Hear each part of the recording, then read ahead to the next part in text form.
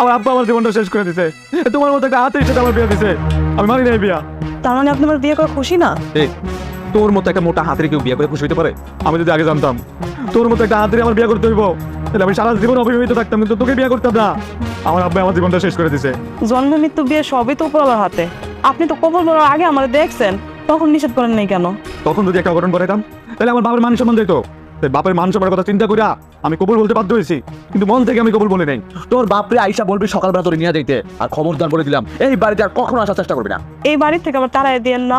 দরকার হয় আপনি খাটে ঘুমাইবেন, আমি নিচে ঘুমামো, শুধু সবাই জানুক যে আপনি আমার স্বামী। জীবনে কত স্বপ্ন দেখছি, নায়িকা শিল্পা শেঠির মতো একটা মেয়ে বিয়ে করবো, কিন্তু সেটা আমার কপালে জুটলো না। জুটছে একটা হাতের মতো মেয়া। তোর সাথে বাসর করার আমার কোনো ইচ্ছা নাই। আমি এক্ষুনি বাড়ি চলে যাবো, তুই কর তোর বাসর। আমি দাঁড়া বই দিতেছ। আচ্ছা উচিত একবার মারুন যে একটা তোর কোনো কথা নেই।